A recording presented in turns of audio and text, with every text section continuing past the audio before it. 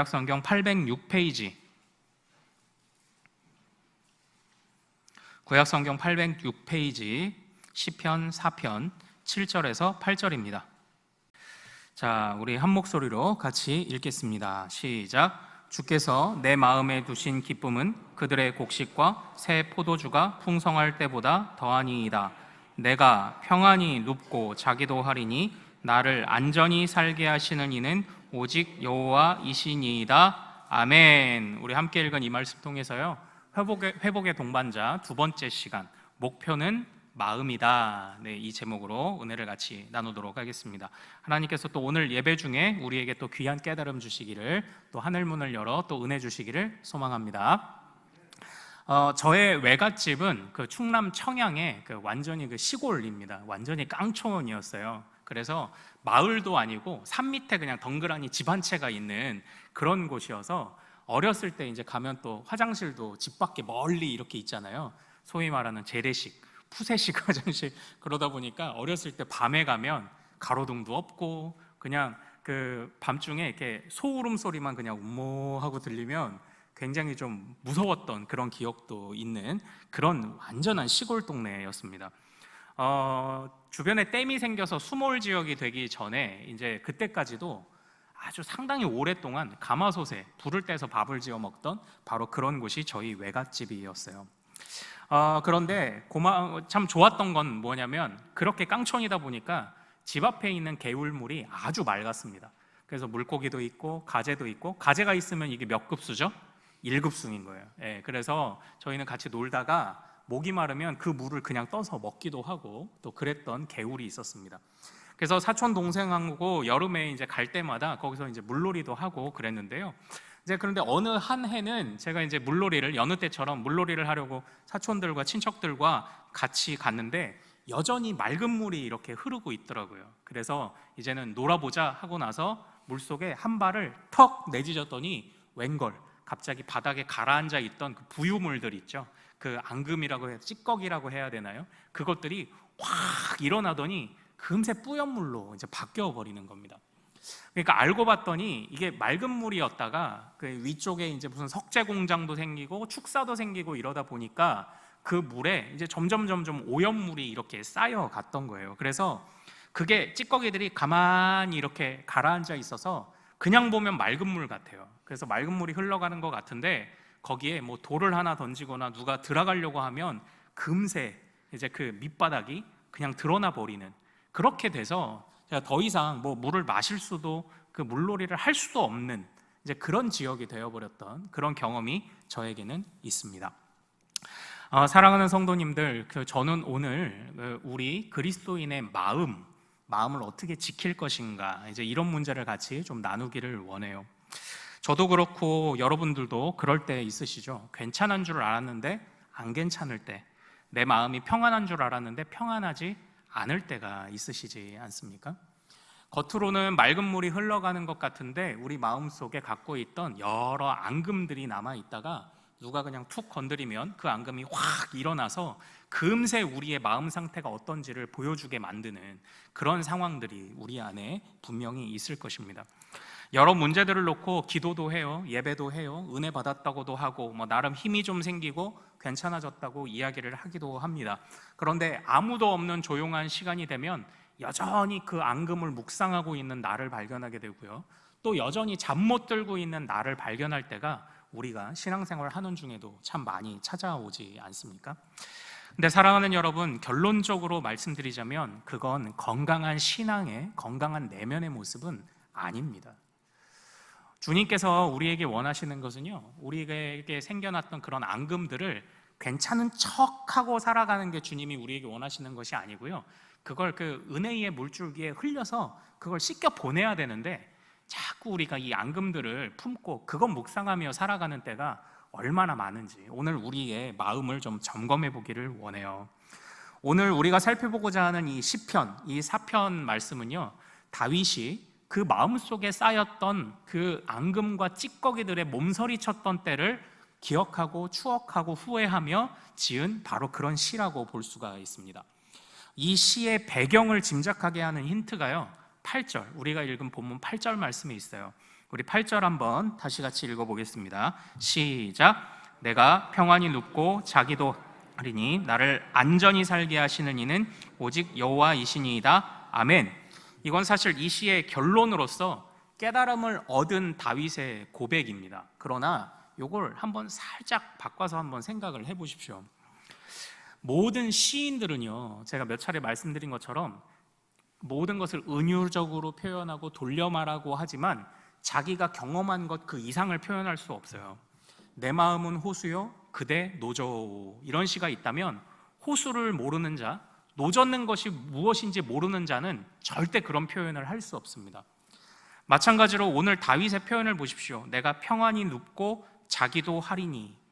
최종적인 깨달음에서 이러한 것을 얻었지만 이렇게 말하는 이유는 다윗이 평안히 눕지 못했던 때가 있었고 평안히 잠들지 못했던 때가 있었다는 걸 의미하는 거예요. 그러므로 다윗도 몸소리치며 마음속 찌꺼기와 앙금들에 고민했던 때가 있었다라는 걸 의미합니다. 보통 시편은 그 시편 서두에 보면 파란 글씨로 이렇게 제목들이 있죠. 이게 시편의 표제라고 합니다. 그걸 보면서 이제 그 시의 배경을 알 수 있는데 안타깝게도 이 4편의 시는 그런 배경이 없어요. 그냥 다윗의 시, 현악에 맞춘 노래 이렇게 아마 되어 있을 겁니다. 그런데 시편도요, 이 앞뒤 문맥, 개별적인 시가 나름대로 앞뒤 문맥에 따라 일정한 흐름을 가지고 배치되어 있는 그런 경우를 볼 수 있어요. 참고로 시편 3편은 어떤 표제가 있습니까? 다윗이 그의 아들 압살롬을 피할 때 지은 시. 그러니까 이 지금 시편 3편, 4편, 5편은 다윗이 어려운 시절을 겪을 때 지은 시의 묶음들을 지금 여기에 배치해 놓은 거예요. 그래서 이제 제가 이 시편 4편이 마음속 앙금들과 찌꺼기들의 몸서리 쳤던 그런 다윗의 그런 지나간 날들 속에 있었던 깨달음을 노래한 시다라고 제가 이렇게 지금 표현을 하고 있는 겁니다. 자, 그런데 다윗이 그렇게 마음속에 불편함을, 잠도 못 자게 만들고 평안함도 누리지 못하게 만들었던 원인은 뭘까요? 그게 바로 2절에 있습니다. 우리 4편 2절 읽어보겠습니다. 시작. 인생들아, 어느 때까지 나의 영광을 바꾸어 욕되게 하며 헛된 일을 좋아하고 거짓을 구하려는가? 아멘. 이렇게 되어 있죠. 그 원인들이 뭡니까? 바로 여기 인생들아라고 선언된 그런 사람들 때문인 거예요. 그 사람들이 어떤 자들입니까? 바로 헛된 일을 꾸미는 자들이고요, 원수들이고요, 애매한 고난을 만들어내는 바로 그런 사람들이다라는 겁니다. 6절에 보면 상반절에 이런 말씀이 있죠. 여러 사람의 말이 우리에게 선을 보일 자 누구냐 하오니. 그러니까 지금 그 사람들은요, 지금 이 세상에 선한 게 어딨어, 그러니까 그냥 제멋대로 살자고 지금 말하는 그런 사람들입니다. 그러니까 지금 그들 안에 가지고 있는 이 죄악된, 이 미련하고 삐뚤어진 그 본성 그대로 야 그냥 사는 거야, 그냥 사는 대로 사는 거야, 이렇게 말하는 사람들이 다른 사람들을 어렵게 하는 경우가 많다라는 거예요. 그런 말이 있죠. 생각 없이 살다 보면 그냥 사는 대로 생각하게 된다라는 거거든요. 그러니까 하나님 앞에 자기 마음 돌아봄도 없고 반성함도 없고 생각도 없고 그냥 사는 겁니다. 그러니까 사는 대로 생각하게 되죠. 그냥 사는 대로 그냥 자기가 고정돼 버리는 겁니다. 그러다 보니까 세상에 선도 없지, 그냥 주어진 대로 그냥 적당히 살아가는 거지. 이러니까 이게 다른 사람을 힘들게 할 때가 있는 거예요. 다윗도 이런 일들을 얼마나 많이 겪었습니까? 그런 게 대표적으로 사울이었고 대표적으로 압살롬 아니었습니까? 그 아들의 반역에 도망을 다녀야 했고 애매한 고난을 받아 사울 때문에 도망 다녀야 했고 죽음의 그 공포를 느껴야 했고 바로 이런 것 아닙니까? 여기서 우리 지난주에 이제 복습을 좀 잠깐 해보겠습니다. 지난주 누구를 위해 기도하라고 제가 부탁을 드렸습니까? 모든 사람을 위해 기도하라. 기도의 4가지 균형 뭐였죠? 기도와 간구와 도구와 감사. 감사 이거예요. 우리는 연결되어 있어요. 지금은 알곡과 가라지가 함께 있는 시기예요. 주님이 온전히 추수하시기 전까지는 이 뿌리가 지금 뒤엉켜 있어요. 그래서 이 가라지를 뽑다가 알곡이 상하게 되는, 건강한 줄기가 상하게 되는 일이 아주 많습니다. 우리는 이렇게 연결되어 있어요. 그래서 제가 지난주 말씀드릴 때 하나님께서 나만이 아니라, 나의 문제만이 아니라 나의 주변에 또는 모든 상황, 모든 사람들을 조율하여 모두를 성장시키시고 성숙해 하시고 모든 사람을 구원해 주시기를 우리가 함께 기도해야 된다. 왜냐하면 우리는 다 이렇게 얽히고 설켜 연결되어 살아가니까. 바로 이렇게 좀 말씀을 드리지 않았습니까? 바로 그런 기도가 필요한 거예요. 그래서 이제 그들의 그런 모습들 때문에 우리 마음에 앙금이 생기고요, 그들의 그런 모습 때문에 겨우 잠자코 가라앉혀 놓은 것 같이 생각되다가도 이 앙금이, 그 사람들이 그냥 발 한번 들이밀면, 우리 마음에 돌 한번 던지면 이 앙금이 확 일어나는 겁니다. 바로 그런 일이에요. 자, 참고로 숙제 홈사를 하겠습니다. 지난주 설교를 들으신 이후에 어떻게 기도가 조금 달라지셨습니까? 어떻게 기도가 좀 풍성해지셨습니까? 네, 제가 칠판에 이름을 적던지 회초리를 때리던지 가르쳐도 안 듣고 숙제를 내줘도 안 하고 우리 함께 계속 달려가야, 또 믿음의 또 성장을 위해 달려가야 하겠죠. 그래서 우리는 이제 모든 사람을 위해 이제 기도해야 됩니다. 네, 기도해야 되는데, 그런데 저는 오늘 거기서 우리가 한 걸음 더 나아가기를 원해요. 그냥 단순하게 우리 주변에 있는 모든 상황들을 주님 다 평안히 만들어 주십시오, 그러는 것에서 한 걸음 더 나아가기를 원해요. 왜 그러냐면, 우리가 주님께 상황을 해결해 주시고 여러 문제를 조율해 주시기를 간구하지만 아마 그것이 우리가 원하는 때, 원하는 시간, 원하는 상황에 항상 그것이 응답되는 건 아닐 거예요. 주님이 좀 그러신 경향이 있죠. 기도해도 자꾸 나중에 그러고, 간절히 기도했는데 또 자꾸 기다려 이렇게 하시는, 주님이 그러시는 경향이 좀 있잖아요. 제가요, 예전에 이제 만났던 몇몇 성도님들 중에 그런 분들이 계세요. 이렇게 말씀하시는 분이 있습니다. 저는요, 누가 날 건드리지만 않으면 저는 천사예요, 이렇게 말씀하시는 분들이 있어요. 저는 그런 분들이 무서워요. 그런 분들이 너무 힘듭니다. 왜 그러냐면요, 건드리지만 않으면 천사야, 이건 결국 내 마음이 다른 사람을 품을 수 없을 만큼 나는 연약해요, 나는 좁은 사람이에요 밖에 안 되는 거예요. 그런 얘기밖에 안 되는 겁니다. 주님이 우리에게 원하시는 이 마음의 성숙함이 어디까지인가요? 원수를 사랑하는 데까지 아닙니까? 그러니까 누가 나를 건드리지 않기를 바라는 마음만 가지고 그것만 기도한다? 절대 안 돼요. 왜냐하면 우리가 그런 사람들에 의해서 건드려짐을 당하는 일들, 우리 마음에 앙금이 쌓이고 알칵알칵 우리의 앙금이 일어나는 일들이 많을 거예요. 사랑하는 성도 여러분, 주님께서는요, 사실 우리가 조율을 원하고 모두의 평안을 원하지만 그걸 지연시키시는 이유도 사실 분명히 있습니다. 주님은 우리를 통해서 하나님의 은혜를 드러내기도 하지만 우리를 통해 세상의 죄악을 드러내시기도 합니다. 그러니까 죄악이 드러나야 심판하잖아요. 그러니까 우리 하나님의 백성들이 고난당하고 어려움 당함을 통해서 죄악을 드러내기도 하신다고요.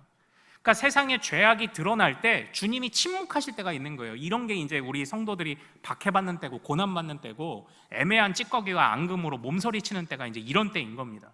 그러나 이때도 주님은 주님의 일을 지금 하고 계시는 거예요. 우리가 그걸 절대 잊어서는 안 돼요. 그런데 어떻게 생각하면요, 그런 것들은 우리에게 원인을 제공한 거죠. 그런 사람들은 우리의 마음을 흔들고 하는 것이 원인을 제공한 거예요. 그걸 뭐라고 할 수는 없습니다. 우리의 의지가 아니니까요. 그런데 이제 문제는 그 이후예요.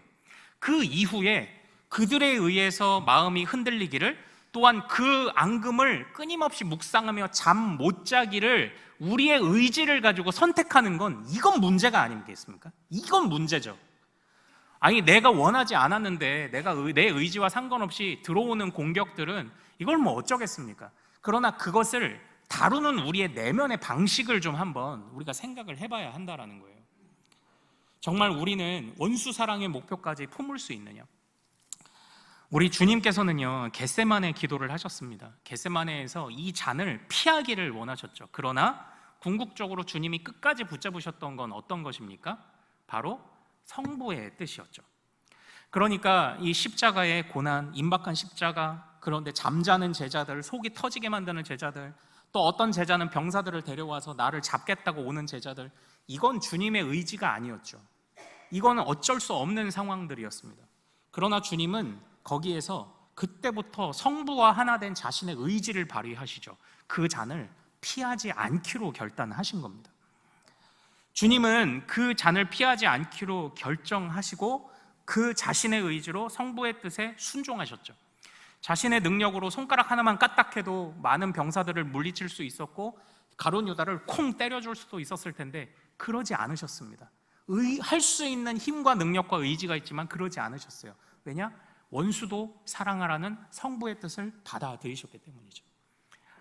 그것을 지금 주님이 우리에게도 원하시는 건 아닙니까? 단순하게 상황이 평안해지기만을 위해 기도하는 건 이건 초보예요. 이건 진짜 어린아이 기도밖에 안 됩니다. 이건 다른 종교의 기도와 다르지 않아요. 다른 사람들을 위해 기도해야죠. 그러나 그 기도 제목이 더디고 응답이 좀 천천히 이루어진다 할지라도 하나님의 궁극적인 뜻을 생각하며 버텨낼 수 있는가? 우리 마음속에 앙금이 남지 않도록 하나님의 은혜와 하나님의 약속의 소망을 붙잡고 그것을 흘려보낼 수 있느냐? 아니면 우리가 연약해서 앙금을 품고 있더라도 이걸 계속 꽁하게 갖고 있지 말고 그래도 주님 의지하면서 좀 마음에 평안을 누릴 수 있느냐? 지금 이 다윗이 이 시편 4편을 통해서 지금 우리에게 그걸 묻고 있는 겁니다. 사랑하는 여러분, 혹시 여러분들은 요즘 어떤 일로 잠 못 주무시나요? 어떤 일로 몸서리 치십니까? 여러분들의 마음은 어떤 앙금이 가득 차 있습니까? 그런 일들이 생겨서는 안 되겠지만 그러나 또 한편으로는 그런 일들을 아직도 내 마음속에서 소화해내지 못하는 우리의 마음의 연약함과 혹시 내 마음이 좁은 것은 아닌지 그걸 또 한번 좀 돌아봐야 하지 않겠습니까? 그것을 위해서요, 우리의 마음이 좀 깨어나야 돼요. 우리의 마음이 좀 넓어져야 합니다. 이제 다시 좀 말씀으로 한번 좀 돌아가 보겠습니다. 그래서 우리 다윗이 그렇게 우리 안에 단단한 마음, 앙금을 남기지 않고 앙금을 묵상하지 않는 마음을 위해 어떻게 권면하는지 우리 3절과 4절을 읽어보겠습니다. 자, 시작. 여호와께서 자기를 위하여 경건한 자를 택하신 줄 너희가 알지어다. 내가 그를 부를 때에 여호와께서 들으시리로다. 너희는 떨며 범죄하지 말지어다. 자리에 누워 심중에 말하고 잠잠할지어다. 아멘, 아멘. 이거 한번 잘 보십시오. 우리의 마음에 앙금이 있든지 억울한 일이 있든지 고난이 있든지 하면요, 대부분 우리의 반응은 외부를 향해 가기 마련이에요. 첫째로는 하나님께 원망할 수도 있죠. 원망하는 기도를 할 수도 있고 우리에게 공격하는 사람들을 향해 그냥 소리를 칠 수도 있죠. 대부분 우리의 그 소리치는 방향성이 바깥으로 나요. 근데 오늘 이 말씀을 4절을 한번 특히 잘 보십시오. 어디에다가 말하라고 그 다윗이 이야기를 합니까? 자리에 누워 심중에 말하라고 하는 거예요.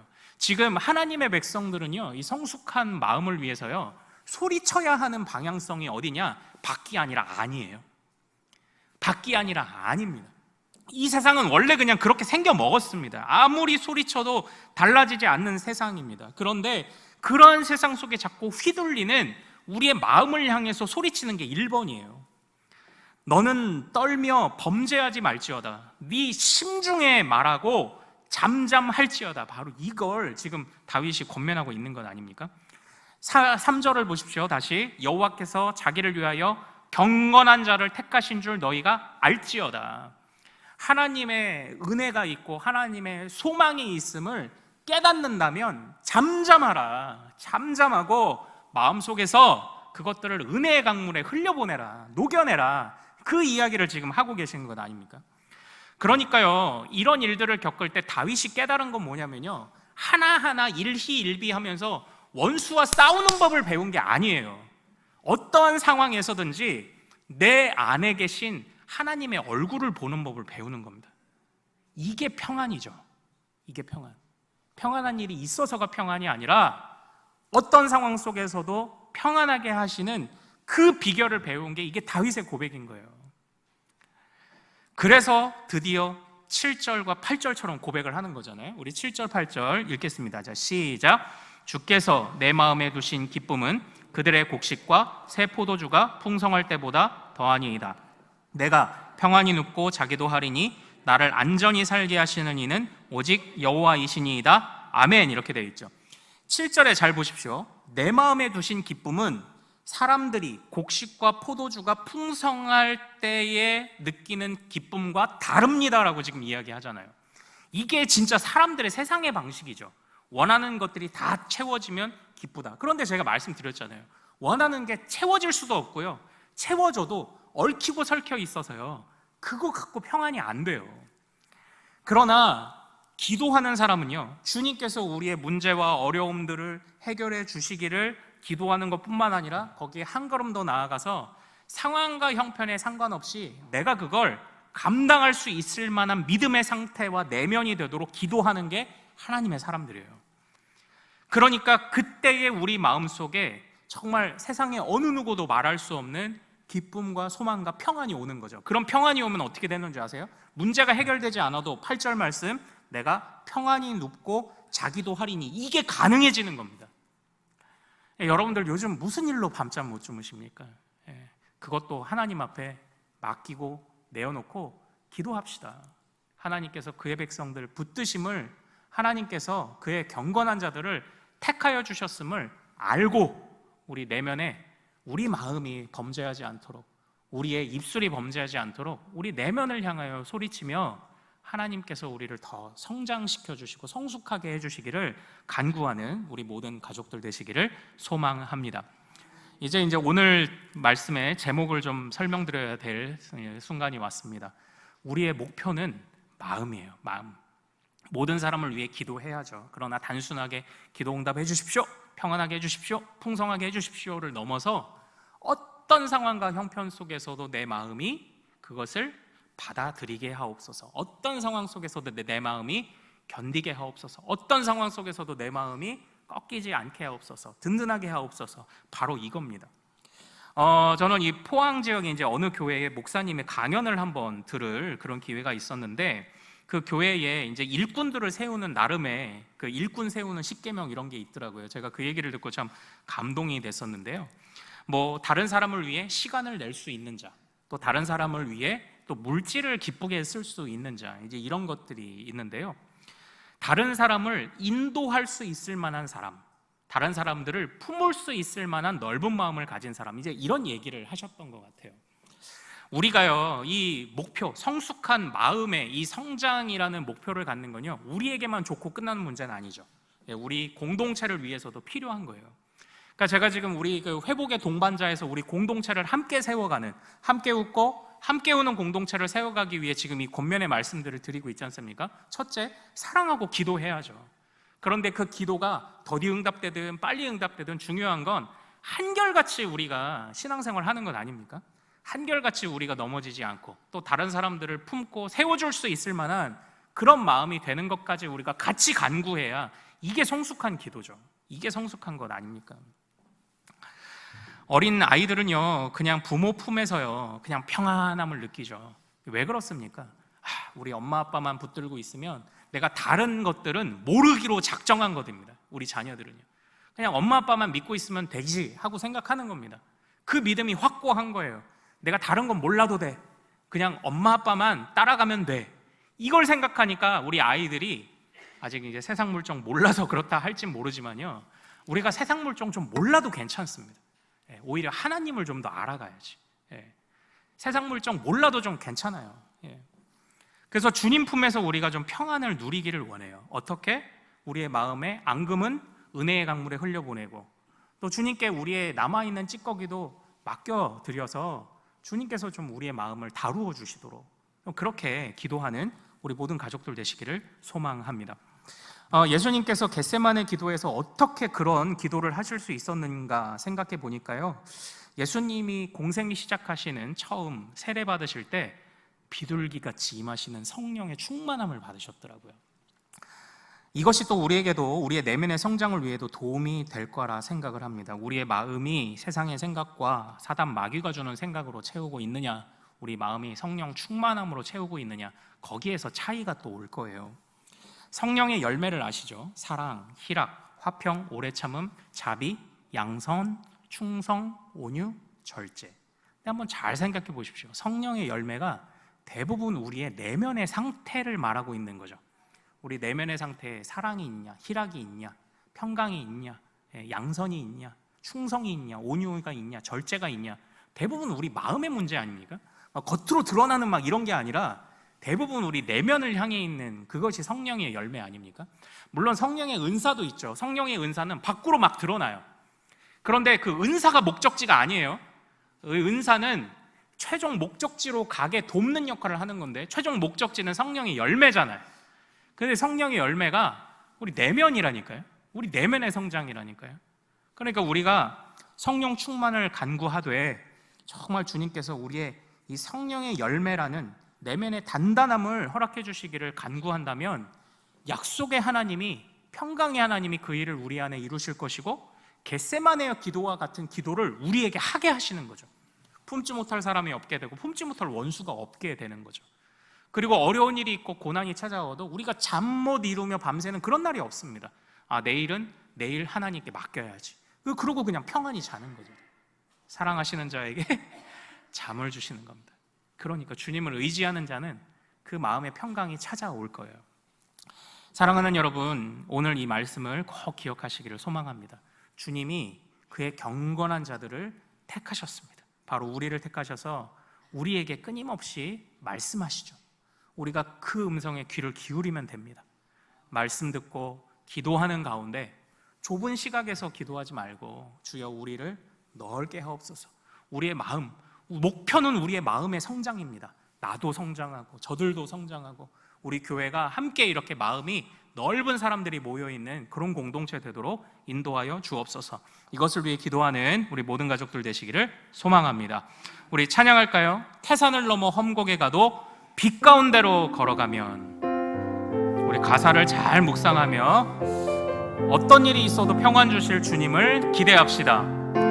태산을 넘어 험곡에 가도 빛 가운데로 걸어가면 주께서 항상 지키시기로 약속한 말씀 변치 않네. 하늘의 영광, 하늘의 영광, 하늘의 영광 나의 맘속에 차고도 넘쳐 할렐루야를 힘차게 불러 영원히 주를 캄캄한 밤에 다닐지라도 캄캄한 밤에 다닐지라도 주께서 나의 길 되시고 나에게 밝은 빛이 되시니 길 잃어버릴 염려 없네.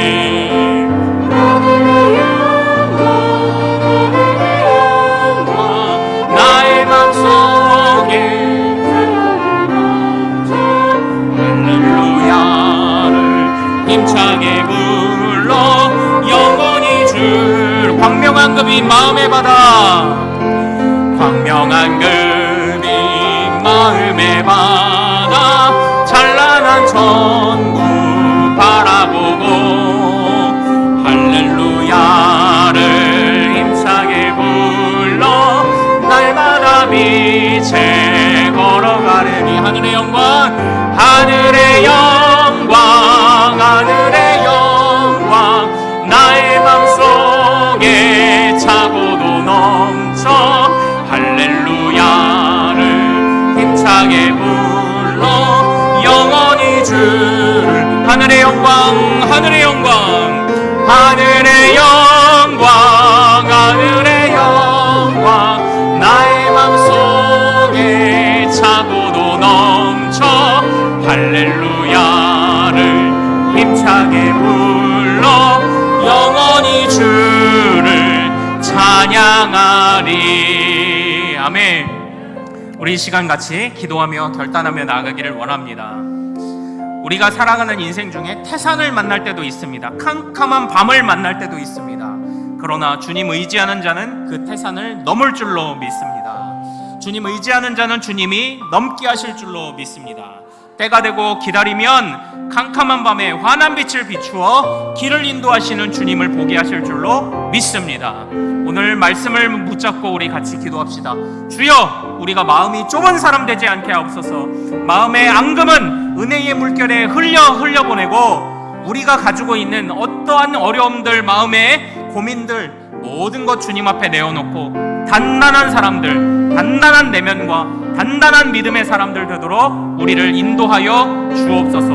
어느 누가 돌을 던지고 어느 누가 파문을 일으킬지라도 이내 우리가 그 모든 것을 다 삼킬 수 있는, 그 모든 것을 다 잠잠하게 만들 수 있는 내면이 강건한 자들 되도록 인도하여 달라고 우리 주여 이름 크게 한번 부르고 같이 기도합니다. 주여!